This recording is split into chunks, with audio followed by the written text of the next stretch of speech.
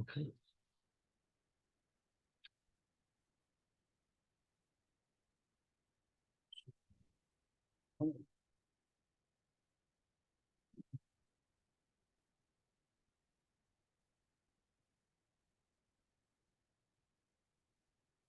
Okay, we're at Mesve. First wide line. So you have okay. In the discussion here is, Rav says that Yush kaina, and Rav Shesha says Yush is not kaina. If you're of the opinion that says Yush kaina, then Kefil and Dalad V'Hei. Dalad V'Hei would only be if you slaughtered or sold it prior to Yush, because after Yush it already belongs to you. Furthermore, the concept of goynev min haganev, that is exempt from kefil, stealing from a thief, would only be in place before Yush. You'd be exempt from kefil. After Yush, you would not be exempt from kefil. You would have to pay kefil because the item belongs to the thief. It's no different than stealing any item that a thief owns, which of course the thief is entitled to get kefil. Right? If somebody steals a chair and you steal his table, it's two separate things. Once there's Yush, according to Rav, then that effectively the table and the chair are like the same thing. The Ganef owns it. He has a financial obligation.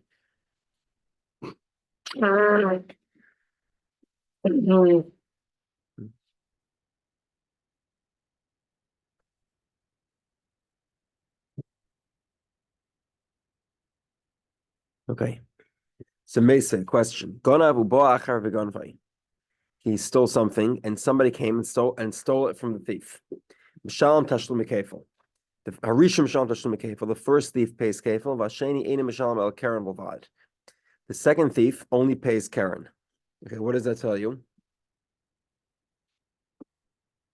Must have been before Yush. Don't be the first one. Must have been before Yush, right? If you're paying kefil, if the second thief is not paying kefil, must be the stolen item did not belong to the first thief. One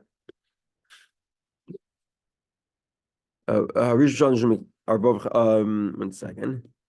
Okay. The first thief either stole and somebody stole and then sold it. Okay, so what happened was Reuven stole it from Shimon, right, and sold it to Levi. Got it? Mm-hmm. And then, I don't know, Zvulun came and stole it from Levi. So what happens? Reuven pays 4 and 5, right, for selling a stolen animal. And Zvulun pays kefil. Does that make sense?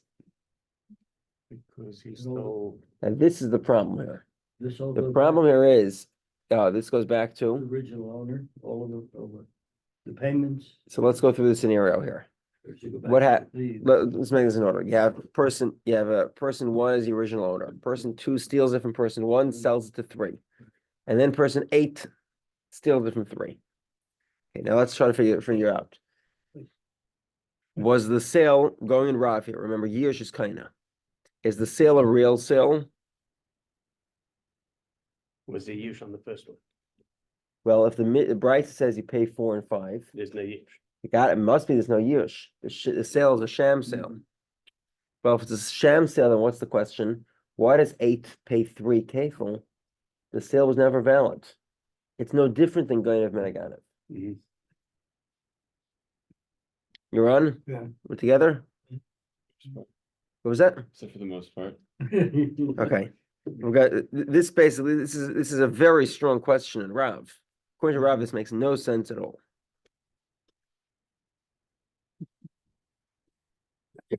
Okay, 1 second. Okay.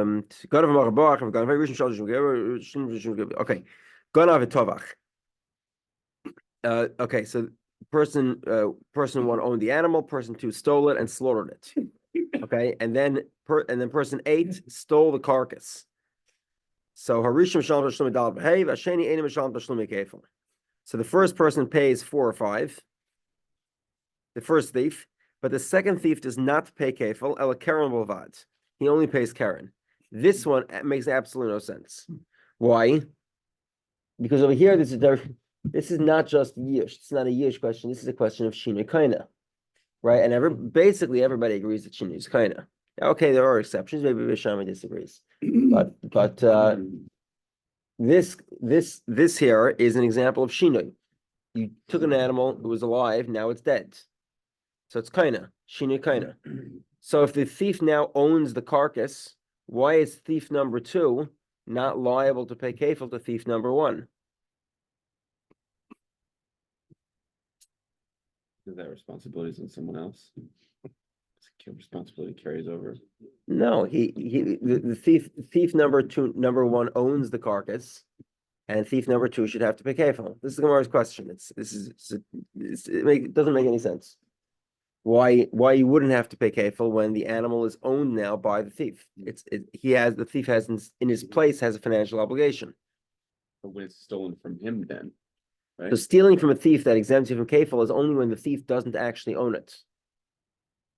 Which means it wasn't koina. It was not correct, exactly. Yeah. Okay. Konan is to acquire. So a regular thief we view if I come to your house, right? Do I acquire your food? No. I'm eating your food. You're giving permission to eat your food. A thief doesn't own his stolen object. We'll discuss this in more detail later. He has somebody else's object in his domain, unless there's a reason for him to acquire it. The typical reason is shinoi. He changed it. Physical change. However, we're also talking about another possibility called yish kaina. And that's really the fundamental question we're trying to address. Okay, okay. Page position, Rabbi, we're on 68A. Yes, we are in the wide lines, 5 lines, 68A, 5 lines down the wide lines, and the first word line is Karen Bavad, third word. Katani Mia Mitziasa, you look at the middle scenario. Gun of a mochar, stole and sold. And somebody else came along, the gunvay, and he stole it. The thief number 1 steals and sells, he pays 4 and 5. Thief number 2 steals, he pays kafel. Amai. What's the scenario? If the sale was prior to Yush, which it must be according to Rav, because if Yush kaina, then when you sell it, you're selling your own product, you're selling your own item. So then you wouldn't pay Dal V'Hei. Dal V'Hei must be paid prior to Yush. And the sale means the attempted sale. It's not really a valid sale.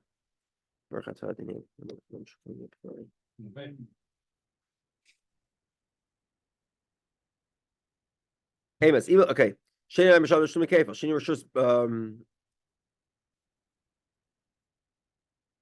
Hold on. Amos, okay. So if it was prior to Yush, which it must be, because that's the only way. Sorry. What I was asking, if the payment goes from one thief to the previous thief, or does it go all the way back to the original owner?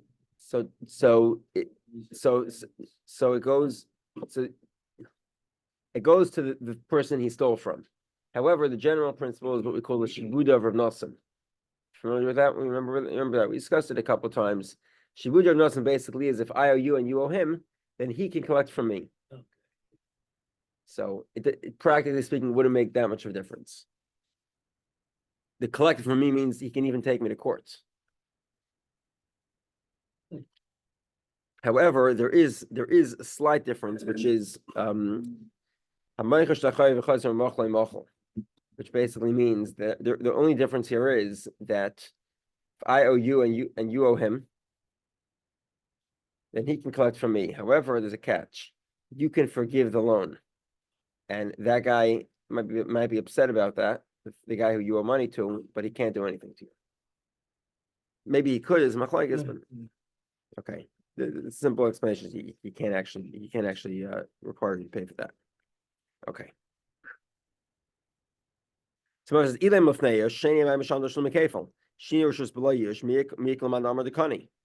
we're talking about a scenario before Yish, which makes sense why you pay 4 or 5, but why does the second thief pay kafel?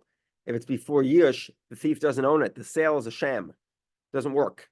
So therefore, why does he have to pay kafel? It's going to be minaganav. he's stealing an item that doesn't belong to the person who he's stealing it from. Elapshit, it must be la'achar yish. It must be that we're talking about after yish. If you say yish kaina, amay mishal tashlum dal v'hei yidei hu. If yish is kaina, then he's selling his own product. So why he's selling his own item? So why do you pay 4 and 5? V'su, and moreover, the tani ratio. Go back to the first scenario. Ganav v'bachar v'ganvay. He stole it, and somebody stole it from him. Rishum shalom tashlum keifel v'ashedi in mishalom elakaran. The second thief pays only Karen. Mechti, la'achar yesh kaminon. We just said that the second scenario must be referring to after Yush. But if it's after Yush, he said that Yesh kaina, sheni amayin mishal mala Karen. But if Yush is kaina, then the second thief should also have to pay kefim. Because the Bryce is talking about only one scenario. Either they're all before Yush or they're all after Yush. If they're all after Yush, the first scenario is problematic. Because after Yush, why does the second thief pay? Why is the second thief exempt from kefil? If Yush kaina, he should be liable in kefil.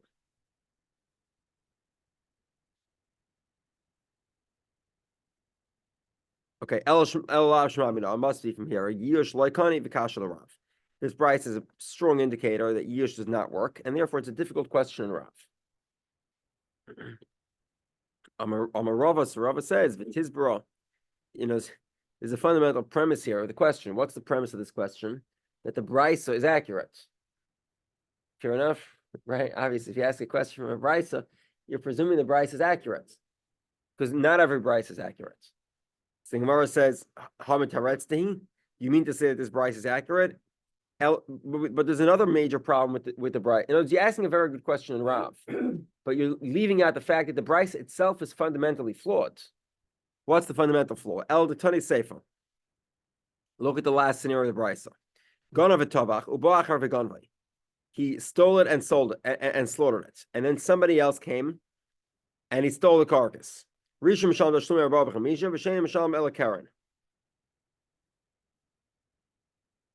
So what happens here? The guy steals the animal and slaughters it. In which case he owns the carcass, because shine kaina, right? So he owns the carcass. Now a second thief comes and steals the carcass. That thief should have to pay kefil, because he stole what was completely in the ownership domain of the thief. So therefore he should have to pay kefil, and yet the Bryce exempts him from kefil. But how could that be? Is there any opinion that says that shini is not kaina? The shina here being the fact that you slaughtered it. Is there value of the carcass? Could be. Maybe that's a deciding factor. Yeah, there probably is some value. Okay, Eloilam, 1 second. Okay, Eloilam, so it must be the following. Kula lefnei yish. The entire brayta must be referring to before yish. However, ve'epach seifa l'metziasa l'seifa. Okay, so now what's Rav doing? He's playing an interesting game. He's saying, look, there's 3 units, there's 3 items in the brayta, right? Scenario number 1 is where you stole it and somebody stole it from you. Scenario number 2 is where you stole it and sold it, and somebody stole it from the buyer. And scenario number 3 is where you stole it and slaughtered it, and somebody stole the carcass. So what Rav is doing is he's switching the law of scenario 2 and scenario 3. Right? Okay, what was the law of scenario 3? First thief pays dalad v'hei for stealing and slaughtering. Second thief pays only Karen.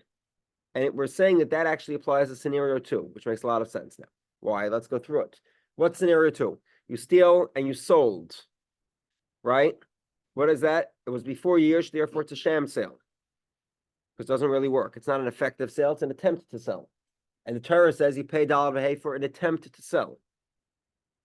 Okay, if that's the case, then what's the halacha? It makes a lot of sense. The first guy attempted to sell. He is a tavach u'machar. He pays 4 and 5.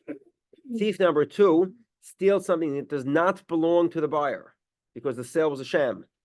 If that's the case, thief number 2 does not pay kefil, which is exactly the third scenario. The resolution of the third scenario we're applying to the second scenario. Makes a lot of sense. And the second scenario we're applying to the third scenario. That makes a lot of sense too. The resolution for the second scenario was the first thief pays dalad v'hei, the second thief pays kefil. Well, guess what? It's not talking about where he sold it, it's talking about where he slaughtered it. And this makes a lot of sense. The first guy slaughters it, so of course he pays daled v'hei before yush. And the second guy steals an animal with shina kaina, of course he pays kefil. And now, because we're talking about before years, the first price also makes sense. You gain of minagana before years, you pay kefil. I'm sorry, you don't pay kefil. The first guy, the first thief, one robber steals it. He pays kefil. Second robber steals it from the first thief before years. So the first thief doesn't actually own the item. So therefore, the second thief steals an item that doesn't belong to the thief. He is exempt from kefil.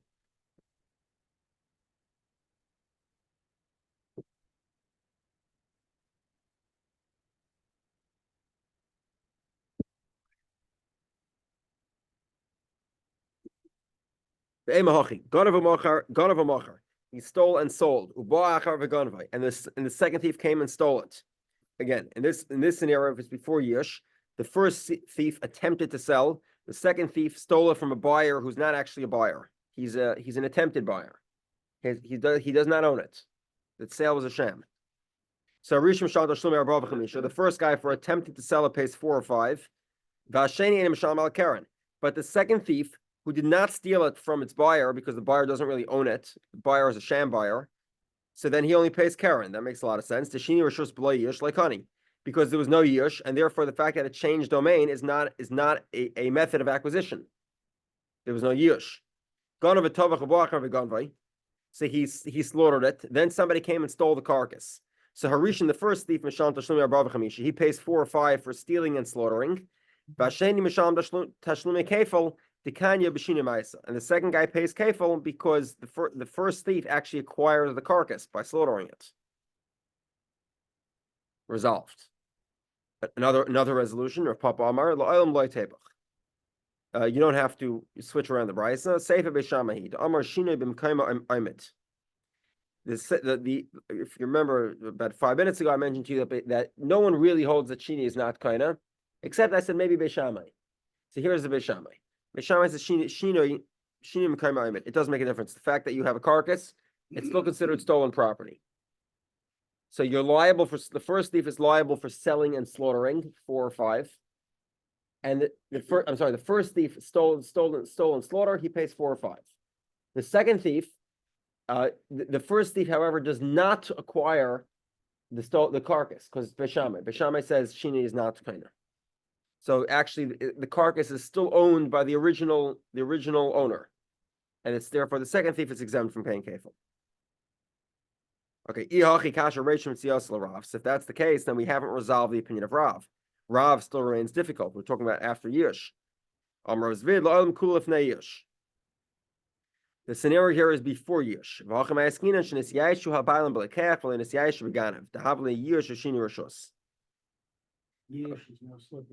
So I'll just explain this for a second. Okay,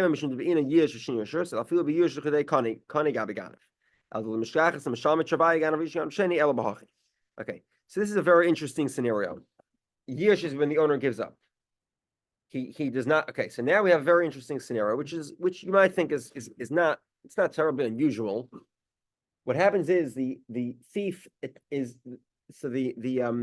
original owner, instead of the original owner, Hebrew has a much easier word. They call it the nignav. The nignav, right? The nignav is the one who it was stolen from. It's a very clumsy way to say nignav. Okay, the one who the original owner here thought that he would take the thief to court. However, once he heard the thief was intending on selling it, he gave up on collecting it from the second owner. So here we have a very unique feature. So let's explain. Normally, if we would say Yush is not kaina, that means that if the owner gives up on collecting, then Yush alone is not kaina. That's what it means. But if you sell it, then the years combined with the fact that it changed domain is kaina. That means that the sale itself removes it from the domain of the seller, of the robber, and into the domain of the buyer. The buyer now actually owns the stolen item. If Yish is not kaina, so the guy was miyayish, the guy gave up. The robber does not acquire it. But by selling it, the buyer acquires it. Which buyer? The real second buyer, buyer. the second buyer. No, The second guy, the first buyer, the second the guy. first buyer, yeah. Guy who buys it from the thief. Now, if Yush is kinda, as soon as you give up, the thief owns it.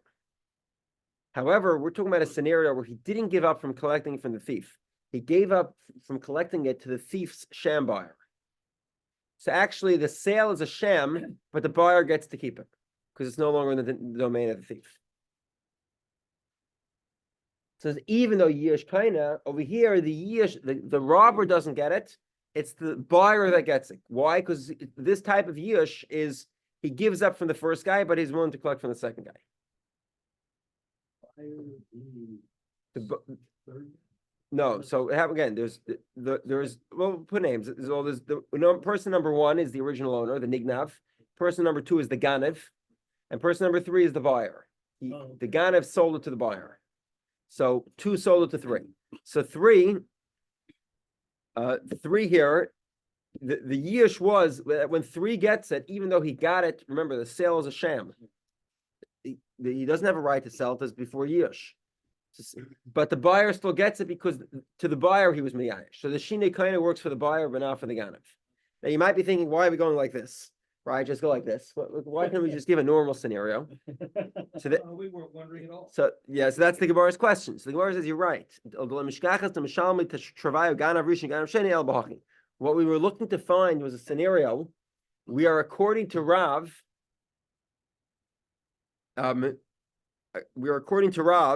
You would, both robbers would get a penalty, or what we call knas.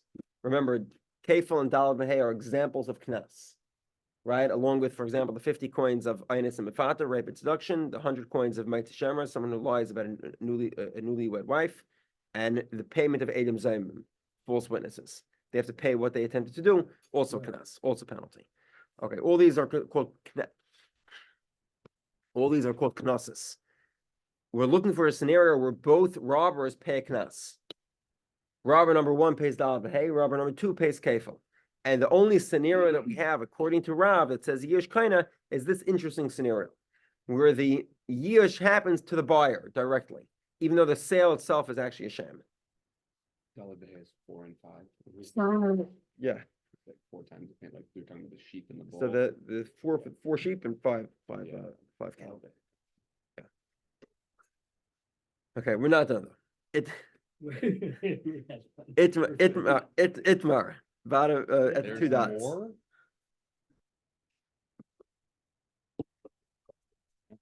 Just one. Itmar. Hamoicher lefnei Yish. Okay. So okay. Somebody sells somebody sells before Yish. Rav Nachman says Chayev. Rav Sheshes Amar Potter. Okay, so let's try to review this. Okay, there's really 3 opinions here. Hopefully, I won't stumble over myself here. Let's try. There were 3 opinions. Let's go with the opinion of Rav. Okay, Rav says Yish Kaina. Yish Kaina. When do you have to sell the animal? Prior to Yish, which everyone actually agrees is a sham. It's an attempt to sell. The Torah says for an attempt to sell, you pay 4 and 5. Good. If you sell after Yush, according to Rav, what do you have? What do you pay? Nothing. Well, maybe pay kefil, but you don't pay dalad v'hei because that's a perfectly legitimate sale. There's nothing unusual about that. Okay. Now let's say you say Yish ain't a kaina. Yish does not acquire it. So now we have a major question, which is as follows. If you sell it after Yush, so then of course you have to pay. Why? Because that is exactly what the Torah prohibits. In other words, the Torah prohibits you stole something, and then not only do you steal it, you also removed it from the domain of the original owner by selling it. Because after Yush, the sale is valid, and the sale is actually what removes it from the original owner. So that makes sense that you'd be chayev. So in other words, you'd chayev for a legitimate sale. Right? Now, what about an attempted sale before Yish? So according to Rav, the only scenario is an attempted sale. But if you say Yish Kaina, maybe the Torah says you only pay dalad v'hei when you actually sin by selling it. But when you attempt to sell it, the Torah doesn't indict you for an attempt. A sham sale, you wouldn't be chayav because you didn't actually sell it.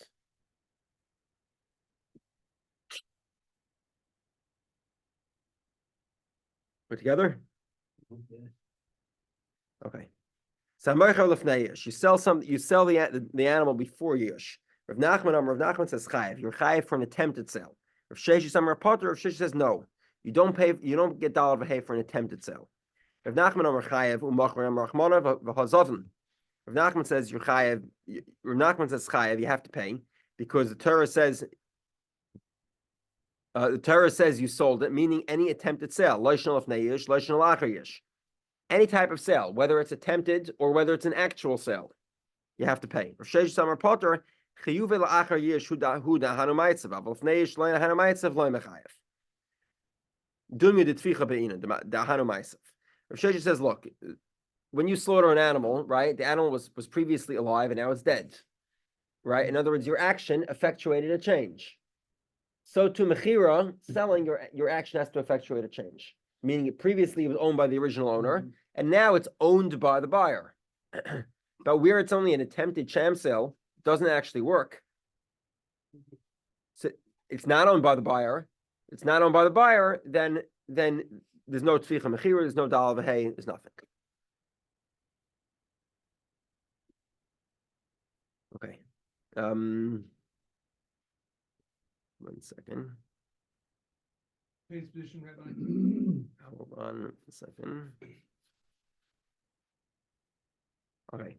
About 7 lines in the bottom of the page. Amar Sheshes. First one line is Be'inan. Fourth word in the line. Amar Rav. Sheshes. Fifth word in the line. Mino Aminalo. How do I know this? The Tanya we learned. Amar Rabbi Kiva. We saw this Rabbi Kiva yesterday. Rabbi Kiva says, Neimam Torah Tavach Hamacham Shal Dal V'Hei Nation Nishtarish Bechet. Rabbi Kiva says, why do you pay Dal V'Hei? Because Nishtarish, you continued digging the roots of your sin, meaning you actually effectuated a change. Originally, you stole an item, but it was still owned by the original owner. And now you sold it, you changed it, you sinned again. Amos, what's the scenario? If it's before Yush, well, then if you sold it before Yush, it's only an attempted sale. So you haven't dug deeper the roots of your sin, of stealing, because you haven't done anything. You've only attempted to sell it. It must be after Yush. This Rav Kiva supports Rav Sheshes. Rava says no. Actually, what Rav Kiva says was because you sinned twice, and the attempted sin is also a second event, and therefore Rav Sheshes is saying, Rava is saying to Rav Sheshes, there's no proof it could easily fit with Rav Nachman. Tashma v'tafchim umachrei. You slaughtered or sold it. Matficha she'ein chazeres, af mechira she'ein chazeres. It has to be a change. Ein chazeres means you can't go back to the original scenario. Well, what does that mean? Amos, if you sold it prior to Yush, the sale is not valid. Samayin chazeres. Well, then it does go back to the original owner because the sale isn't valid. Ella must be lachar Yush. Lachar Yush. And we see from here that that the only liability is after Yush, not before Yush. Because before Yush, nothing happens. It's only an attempted sale. Rav Nachman explains what we're referring to here is not about who actually owns it. The Bryce here is referring that when you make a sale, the format of the sale must be a permanent sale. Whether it's an attempted permanent sale or whether it's actually a permanent sale. But if you sell it to somebody on condition you give it back to me in 30 days, that doesn't count for the laws of Tficha Mechira. And that's what's being excluded. Basically, yeah. Rabbi Lozer says the obligation is after Yish. Okay, 1 second.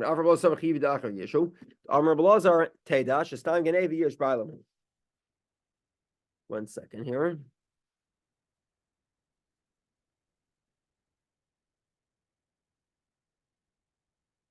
One second here.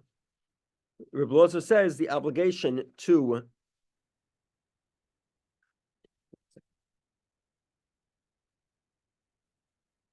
the obligation of Dalal V'Hei is after Yush. The Amr Rabbi Lozer is Teidish Stam Ganei Yush Bailamu. Sher Amr Torah Tavach Hamacham Shal Tashlumi Arba V'Chamisha. V'Dilma Lo Yayesh Allah Mishun Amrin Stam Ganei Yush Bailami. Okay, Rabbi Eliezer makes an interesting point, which he says that generally speaking, when you have a thief in the night, the owner is given up. That's largely the factual basis. Now, obviously, there could be exceptions. The easiest exception is where the owner doesn't know it was stolen. Can't give up if you don't know. But in general, if he knew, who he doesn't know who stole it, he basically gives up. Now, 1 second.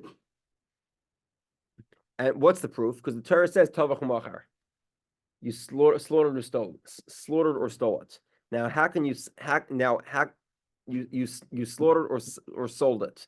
How can you sell it if there was no yush? Must be that actually most scenarios there is yush. Well, what does that tell you? That you must actually sell it after yush Just for something stolen in order to be able to be liable for selling it. just for something stolen at night. It's something that's in the category of Ganav as opposed to Gazlan. A Gazlan is somebody who comes he's like a mugger. You know who he is. You saw his face. He doesn't care about anybody. He does not pay dalvah. Only somebody who hides himself, or an armed robber is the same category. Really? Yeah. Okay. V'dilma lo ya'ish. Elav Shamrin and Sam Genev Yush Bami. Okay, so the Gemara says it's not really a proof. V'dilma maybe Afagav Delo Ya'ish Amri.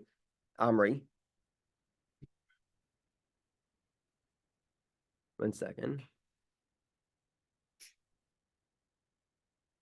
Maybe you'd be chayiv on mechira even if he didn't sell it. Amri loy sagdat. It can't be that way. Do me the tvicha. Ma tvicha dahana ma'isiv af mechira dahana ma'isiv. So they said to Rabbi Eliezer, well, maybe you'd be chayiv even before Yush. So he said, no, Yush had, maybe you'd be chayiv even by selling it even before Yush, meaning an attempted sale. So the Gemara says no, because you need to effectuate a change. It has to be a hanu ma'isiv. You have to change something. Okay. So the Gemara is, and therefore it must be after Yush. Okay. Dilma, maybe the Shamina de Yayish. Maybe the Torah is referring to a scenario where you heard him being Miyayish. So they said to Rabbi Eliezer, maybe it's talking about where he knows the guy was Miyayish because he heard him, right? Let's say he was walking outside, he was leaving the house, and he heard the owner screaming out that he's Miyayish. Or maybe he heard him the next day on the bus telling everybody he had a robbery last night and giving up. So the Gemara says no, because just like you can slaughter the moment you steal it, it also could be that you sold it the moment you stole it. Presumably at that moment you didn't hear the owner giving up. So therefore Rabbi Eliezer is clearly of the opinion. Rabbi Eliezer is clearly of the opinion that says that the sale must actually be a valid sale. Yush is not kaina, and you have to actually do a real sale to be able to be chayav for dalad v'hei. Amar loy Rabbi Yochanan. So Rabbi Yochanan says, Geneva b'nefesh lechiach she'en yush ba'alam v'chayav. Rabbi Yochanan says, look at if you kidnap somebody, right, steal somebody and sell them as a slave. This is actually a capital offense, and you can be put to death for this type of crime. Okay, now obviously in that scenario, the guy who's being kidnapped doesn't actually give up on himself, right? Fundamentally, himself. Exactly. Yeah. And fundamentally, the sale is not valid. And yet the Torah still says you get capital punishment for attempting such a thing. So therefore, presumably the same, and if an attempted sale of kidnapping indicts you for capital punishment, right, it's sufficient to be liable for capital punishment. So then it should be the same rule as applied to the laws of dalad v'hei. An attempted sale should be sufficient to be liable for dalad v'hei. 4 or 5. It's a human. Yeah, but true. But he's saying that. Just I think that might be a. He's saying that from there you see that the Torah gives penalties for an attempted sale. Okay, I see. Okay, okay. So Rabbi Yochanan clearly says that before Yish you would be liable. You're liable for an attempted sale. Now the question is, la'achar Yish mai. Well, Rabbi Yochanan says you're liable for an attempted sale. What does Rabbi Yochanan say? Let's say the guy was miyayish. In English, the question to Rabbi Yochanan here is shina kaina or not. In other words, Rabbi Yochanan says you're liable for an attempted sale. Did Rabbi Yochanan say shina yush is not kaina? Okay, and therefore you're liable both for an attempted sale and for an actual sale. Or does Rabbi Yochanan say Yush is kaina? If Yush is kaina, then you cannot be liable on an actual sale because it must have taken place after Yush, right? And in that case, the sale is legitimate. There's nothing unusual about it. There's no dollar of in that sale. So the Gemara says, Rabbi Yochanan Amar Chayev, Rish Lakish Amar Pater. Rabbi Yochanan says you're liable. Rish Lakish says you're exempt. Rabbi Yochanan Amar Chayev, Chiyuve Ben Lefnei Yush, Ben La'achar Yush. Rabbi Yochanan says you're chayev both before and after Yush, meaning Yush is not kaina, and therefore you're liable for an attempted sale and a valid sale. And the second line is, and Rish Lakish says Pater chiyuv lefnei Yeshuv la'achar Yush kana v'shaloi tevech v'shaloi humaycha. And Rish Lakish goes with the opinion of Rav. Rav says Shina is kaina.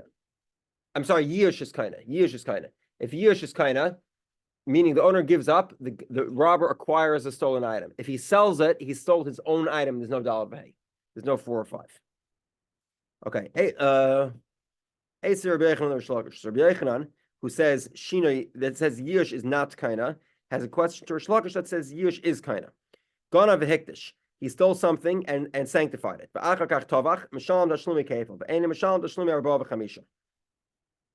You stole something and sanctified it. You pay kefil, but not 4 or 5.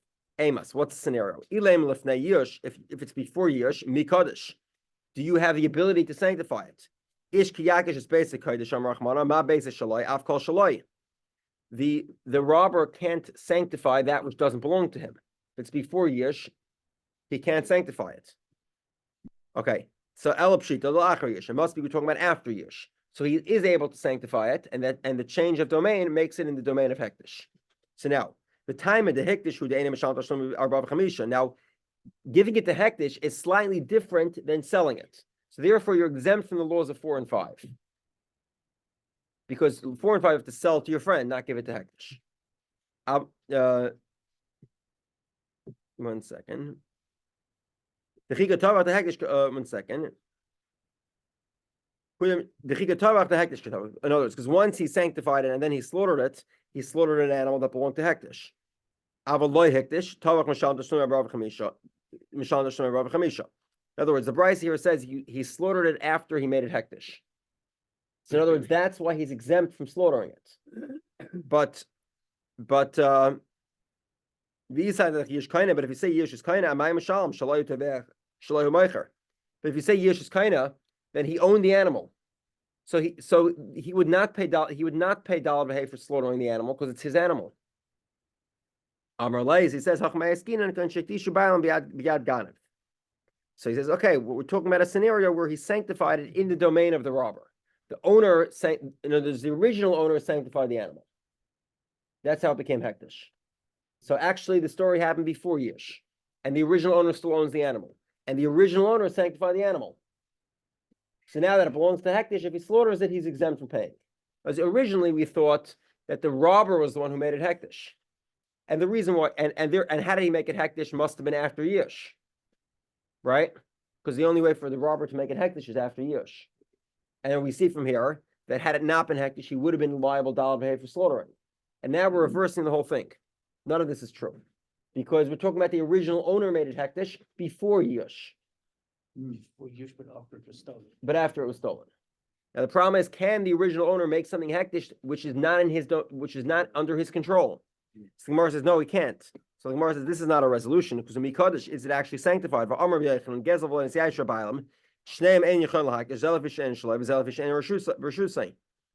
Amri Hudamar gets new in the Tanakh Snuchim Menichem Samois. I'm calling Lokum and Zayim Chol Amois Elo Vareichat Amois Elo. Okay, so Gemara says that Gemara resolves. Well, actually, there is opinion that you could do this.